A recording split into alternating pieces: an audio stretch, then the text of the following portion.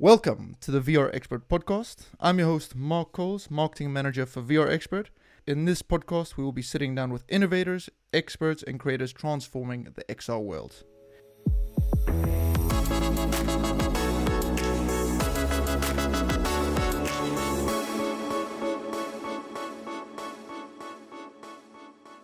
In today's episode, I'm delighted to be joined by Urho Kontorri not long after the official announcement of the Varjo Aero headset.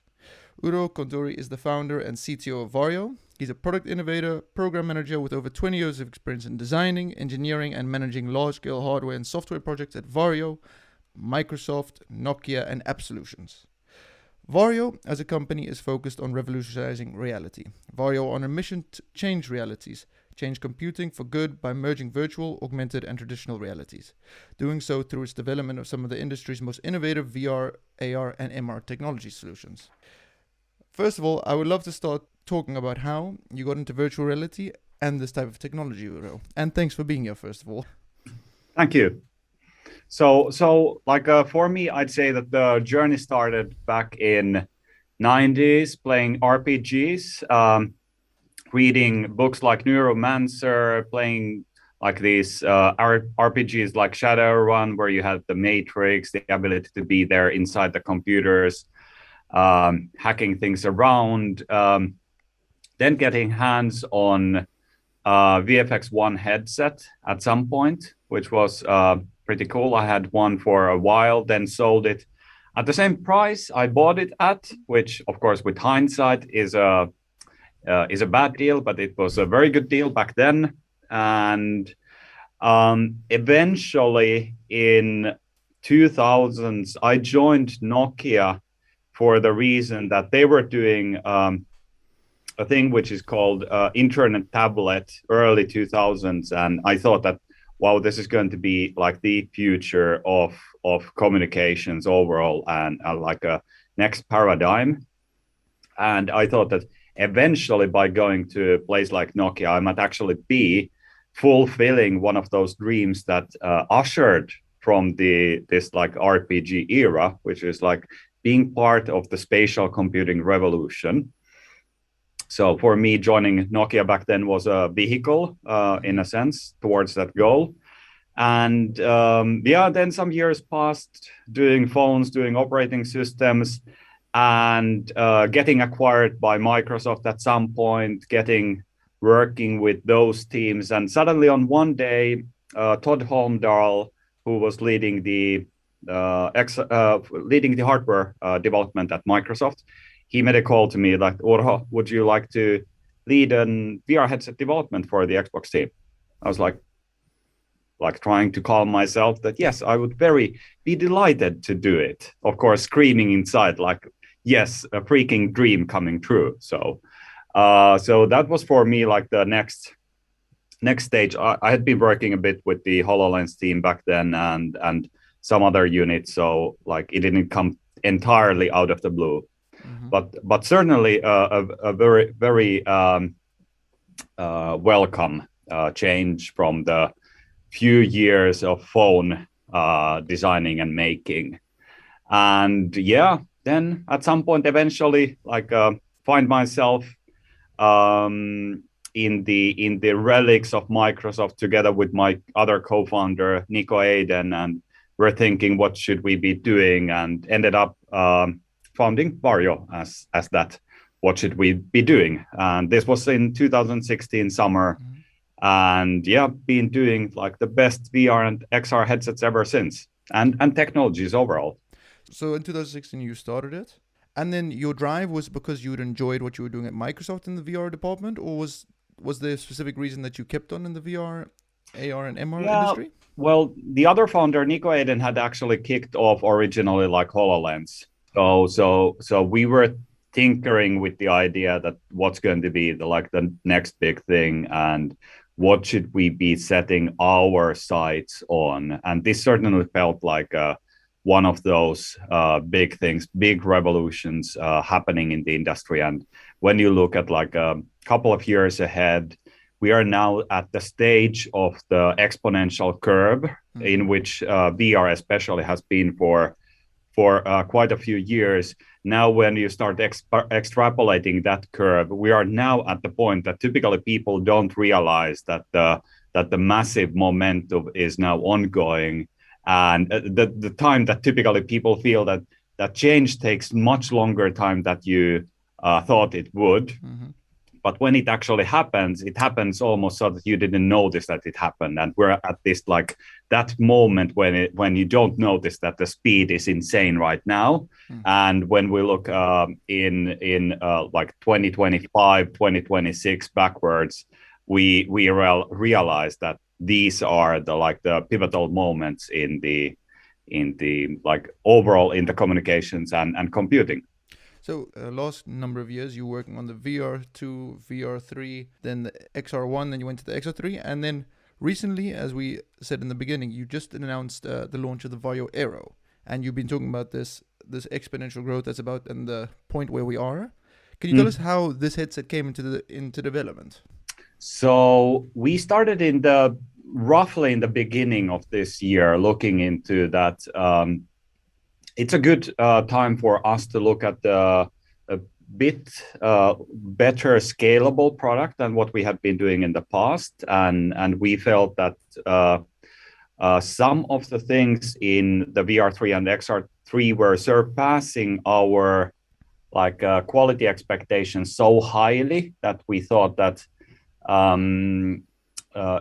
especially the lenses and the displays that we felt that we could actually start looking into a bit more optimized VR product where we could reduce the weight, improve the ergonomics, and then optimize for a singular display the quality experience.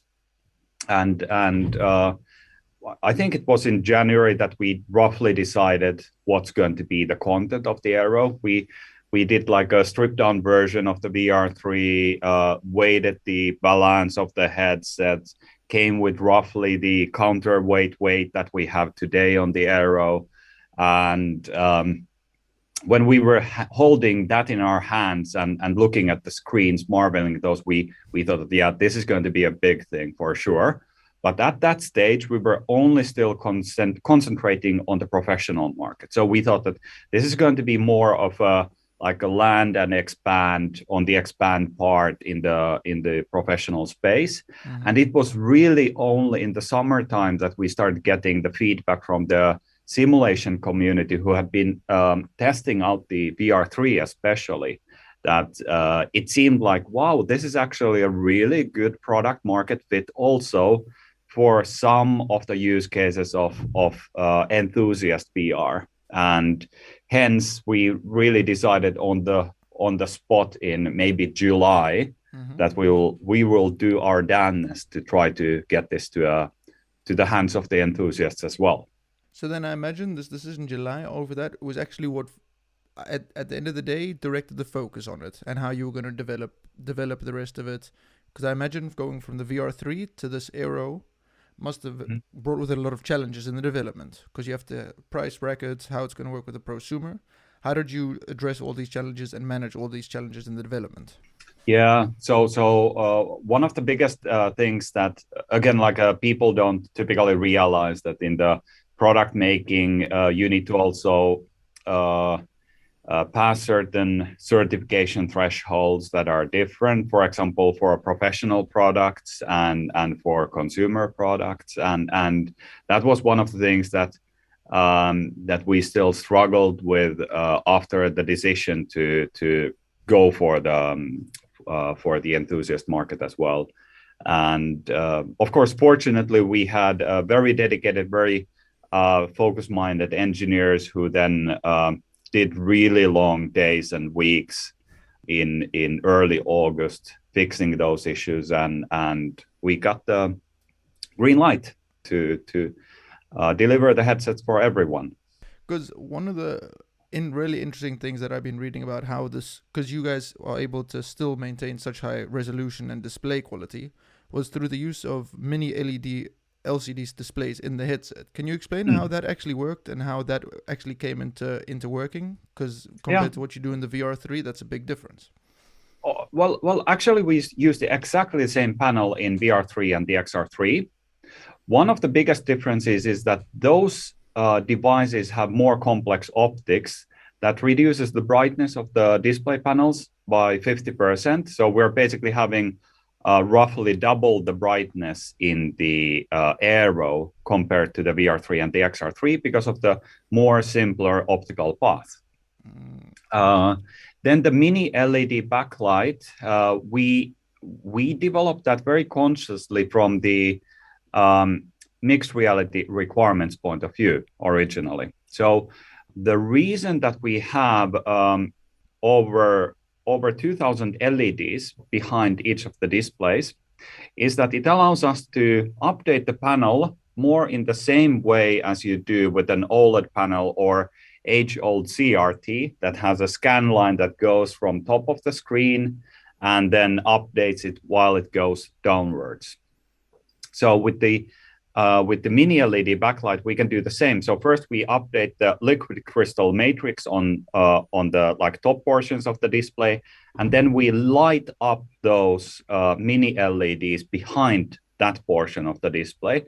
Then the update wave continues downwards. Then the next row shoots, and again ad nauseam. So this way, we're able to get the similar kind of latency benefits for photon in to photon out as you do with an OLED screen. And of course, what we're doing is that we're synchronizing the cameras that read and digitize the world around you. We synchronize it with the displays that then show it to you. And again, we do all of this to minimize that latency and that feeling of connection to the world around you. So that's like the biggest reason why we did it. The additional reasons is that you get brighter displays with mini LED backlight than you do with the typical side firing backlight. Mm-hmm. And additionally to that one, you also can of course get much higher contrast ratios with displays like this, utilizing dynamic aspects of the backlight. And is this the type of what you're going to keep moving forward in the new headsets? I mean, this technology, you said the brightness has been nearly doubled. Have you received good responses from the community? Absolutely, and it's like sometimes you don't need to wait for the community response when you see it a night and day difference. The brightness adds a new layer of fidelity, and it's not for like a chance that movie theaters and televisions have been going for HDR direction, which is all about increasing that dynamic range. So making sure that you have the purest blacks, and so that the white doesn't look like white on a TV, white on a newspaper. So some more of a shade of gray, but more of a form of energy really coming, like looking into a spotlight or something like this. That's of course the ultimate goal where you would want to go, so that when you actually are immersed in a virtual world, you open the door, you step outside. Theoretically, you should be able to have too bright image so that your eyes would then shrink the pupil sizes and accommodate for the bright conditions. But I do think that that's going to be quite a few years ahead. However, what this brightness that we get with the Aero brings also in the professional space is, for example, highlights in industrial design reviews. So when you're looking at an object that has any kind of reflective properties, like specular portions, specular materials, you're really looking at how the highlights play on those surfaces. So and that really, again, it pops up so much better on Aero than any headset out there, because it is so right. So and it brings the things more to life than you typically do. So we were really surprised about that difference compared to also the VR3 and the XR3, not only for other device makers, but there is a significant difference on how lifelike things look because of the brightness. I definitely noticed that in one of the models we have, you could tell the difference when you put it next to the XR3 and other headsets. It's quite it's quite stunning, and it's very impressive. So hats off to you guys. Then going back more to the more marketing and sales side, we've gotten quite a lot of clients who've come to us and asked, where does the Aero actually fit into the existing Varjo product lineup?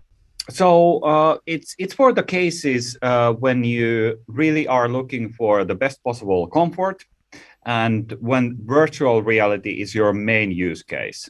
So then the Aero fits into those. Or if you're going to be scaling the uses significantly. So you have been using, for example, VR3, you're super happy with it. Now you want to scale it so that instead of having a few of those, you want to have a couple of classrooms.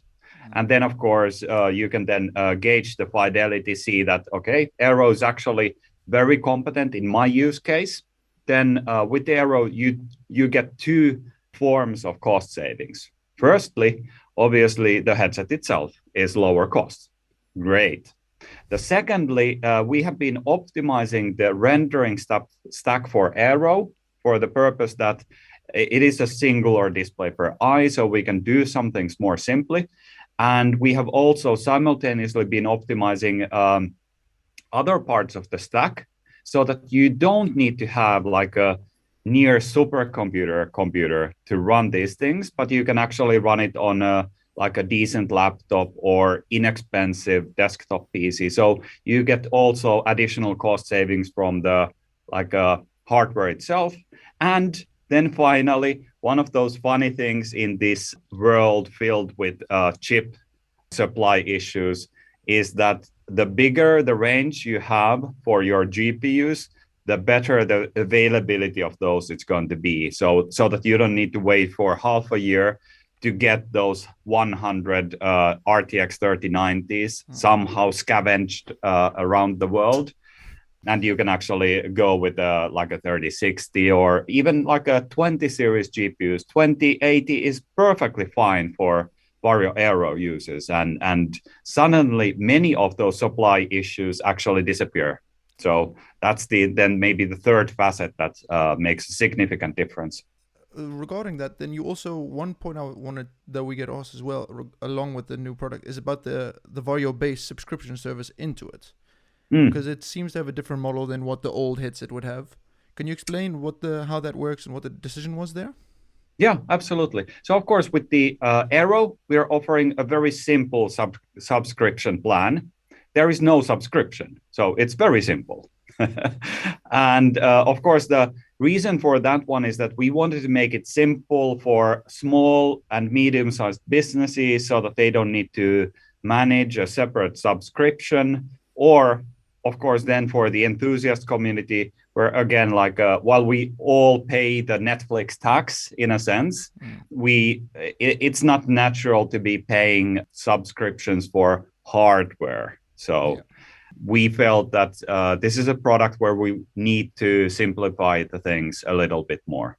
And so far, have you seen companies already getting a return on investment for the Aero? Of course, it's not been rolled out worldwide yet, but for the companies that have been testing it, have you immediately seen that difference for them or results? I mean, our customers are super excited about the Aero. I can tell that the demand has been multiple times what we expected. Oh, fantastic! Which is a positive problem, obviously. And it's really typically coming from the fact that people have been able to also test and see the difference. And certainly we see very good scaling activities happening at the moment with the Aero. Fantastic. Now we've talked about the past, the present, and how you got to the Aero. Now for people looking and wanting to know more about Varjo in the future, you've been making massive announcements not only about the hardware but also in your software with Teleport VR. Can you tell us a bit more what the software ecosystem and is going to look like in the future for Varjo, or any plans you have for it? Yeah, so of course, like when we consider the variety of use cases in VR, we're continuing the support of the Steam VR ecosystem. So making sure that the best in class, the golden standard of the tracking is available, and you can continue using the additional extension systems, not only the Valve Index controllers, the Vive controllers, but also the Vive pucks and the Tundra trackers, for example. So participating in that ecosystem is, of course, super important, so that you always know that anything will run on Varjo headset. It will just look better. It's going to be better experience, but every experience runs on the Varjo headsets. So we feel that that's really important for the continued support of the headsets and our customers. Then we see really strong interest overall in the landscape of shifting in the professional space some of the compute to the cloud, which is why we launched the Varjo Reality Cloud in the summer, or announced that we're going to be launching it soon, which is going to be happening soon.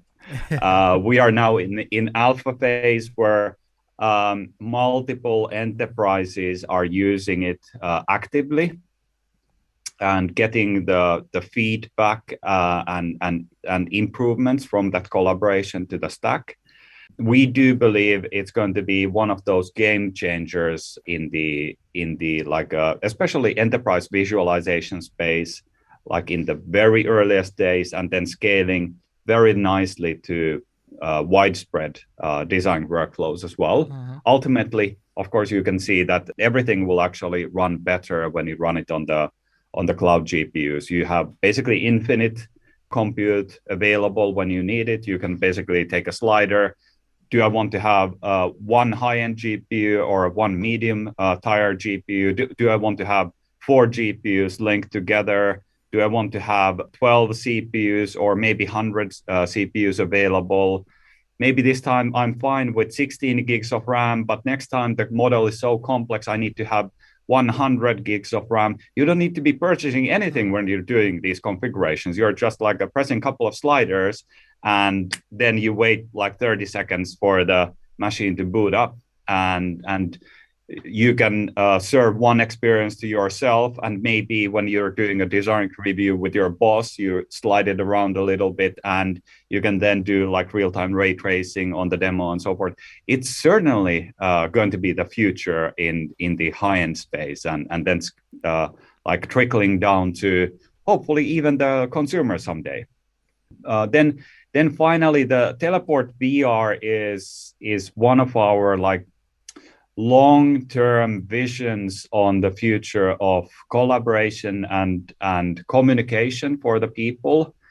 The place where we really have the vision that we want to enable you to feel that you're present in a different place in the world in real time, so that everything can be happening as if you were there yourself, reducing the amount of travel needed from the point of view of the ecological aspect, as well as then for the aspect of the travel being very taxing to the people, to their families, and of course like being very inefficient use of anybody's time, especially the business travel, like spending a week of traveling so that you have two-hour meetings with somebody. It's a very common scenario, and our goal really is to be reducing that one as much as possible globally.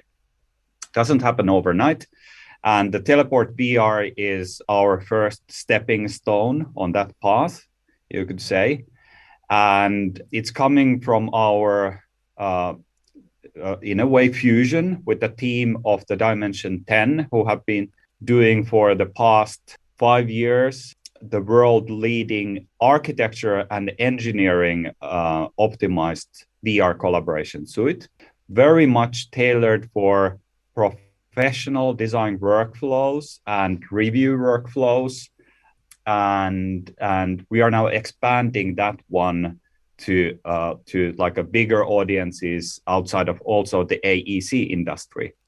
And simultaneously, we're developing towards this true telepresence, and on that one, we'll be talking more, maybe already next year. Who knows? Who knows? There's so much things to take into in one go. Then, before we start rounding off, then, what can we expect then next year? So we'll have the Aero. When do you expect it to be shipping? Aero is shipping already this year. We have obviously done a few shipments to close partners and like ultra important customer cases. But in December, we'll be shipping in a bit more like a wider way. And then for clients who already have the VR3 and the XR3, that'll continue to be supported for the coming year, correct? Absolutely, and like Aero is not replacing those products. It's one additional tire in our portfolio of good, better, best, and certainly it does not fix a mixed reality workflow for an XR3 user. And like overall, we believe that all headsets will ultimately be mixed reality headsets, or maybe they all will be called VR headsets, even though they have the mixed reality capability. Who knows? It's like a much bigger trend on naming things and than what a small company like Varjo can influence on. Well, I have to say, I've learned a lot in this short time we've been chatting. And I just like to, for our listeners, to ask where they can find you online and where they can see the Aero, demo it, or test it in the coming months, if there's any way they can do that. Yes, of course. So like easiest way to follow is in Twitter at Kontorri on my last name. Yeah. And then of course the varjo.com in the Twitter as well. I am in LinkedIn. I do reply to messages in there as well, but I curate a little bit more in the Twitter side. Mm-hmm. Way to see the Aero headsets. We just were participating at the Augmented World Expo this week, so that would have been a great opportunity, and many people did see it in there. We will have a presence at the CES and many upcoming VR and mixed reality events. One of the good ways is to reach out through our value-added reseller network. You can check it out from Varjo's website, and VR Expert is, of course, one of the esteemed resellers of the Varjo headset. So do connect with them. Well, thank you very much, Urho, and thank you everyone for listening. Like the podcast, please share it, please connect us, and if you know anyone or have any questions, feel free to get in contact with us. For today, thank you very much for listening, and we'll see you next time.